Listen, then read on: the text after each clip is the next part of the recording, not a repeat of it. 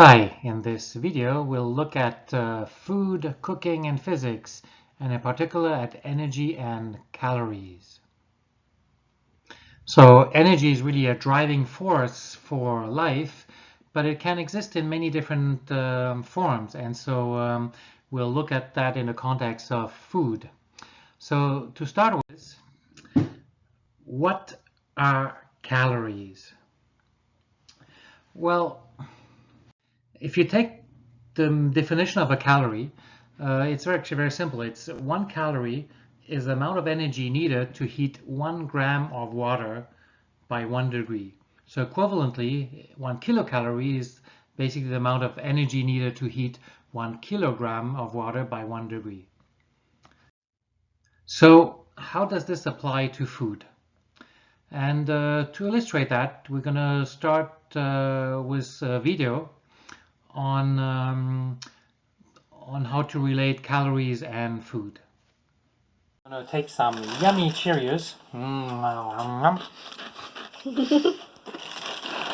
And we're going to look at how many calories I just ate. So how do I know how many calories there is in the Cheerios? Well, I can simply burn them. So I have this torch. I'm going to light them. And then I'm going to just let them burn. And let's turn off the light to see that better. And so the reason it burns is because they actually have calories, so they have energy, and this energy is converted into heat. And so how much heat they generate is directly related to how many calories is in the food. So that's how you can actually, by combusting the Cheerios, you can find out how many calories are in those Cheerios.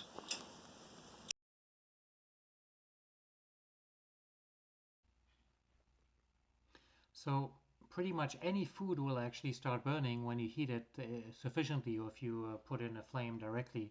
And so we'll look at this following example, which is quite dramatic.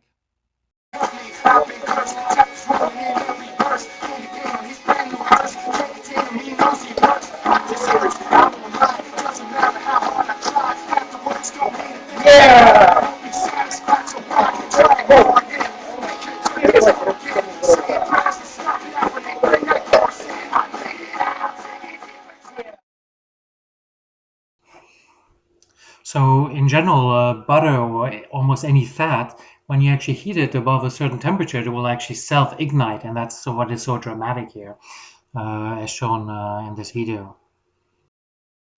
So we've just seen that essentially food is not very different from other combustible materials. And one example, for example, is hydrogen. And the main difference is that hydrogen per gram actually gives out quite a bit more in energy than let's say carbohydrates or fat. But if I take gasoline, then the amount it provides per gram is very similar to actually fat. And while carbohydrates, they give out 4 kilocalories per gram, which is not very different from actually wood chips. So what is the reaction of carbohydrates when you actually try to get energy from it? So if you take the simple form of carbohydrate, just sugar or glucose, and you add some oxygen, you basically can create carbon dioxide and some water, and then the important outcome is that you get some energy, and that energy you can use in various form, and in food we're going to use that energy to drive our muscles. So let's look at the different forms of how to convert essentially these food forms, calories, into energy. And so we have typically three different sources of energy. One is proteins, fat, and carbohydrates. And so um, there's there are different measurements in terms of what you can do with food. And so one of the measurement is the metabolizable energy, in short ME value. And that's really the amount of energy you can use in order to activate, let's say, a muscle. So that takes away, let's say, the loss you have what comes out, which is not used in muscle, for example, in the urine or in gas, which might still contain some energy, and that takes that into account. There's also GE, the gross energy, which is a little higher, and that's really how much chemical energy is in this in the different values of food.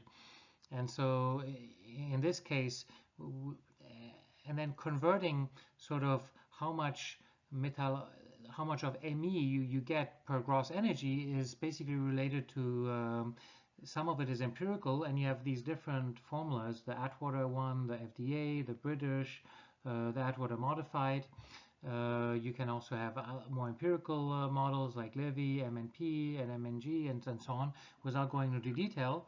But what they do, and let's take one of them, let's take the Atwater relationship. What it does, it calculates, it takes the number of proteins, let's say in this case, the amount of grams in proteins, multiplies it by a coefficient, in this case 16.7. It does the same with fat, but the fat has much more energy, so it multiplies by a higher factor, and then also adds the carbohydrates. And so that gives a total amount of energy for a given food. And so when you now have, let's say, some Cheerios, it will have some carbohydrates, some fat, and a little bit of proteins, and then you convert that into Me, and that will give you the amount of energy you can actually use then for muscle training. I hope you enjoyed watching this movie, and thanks for watching.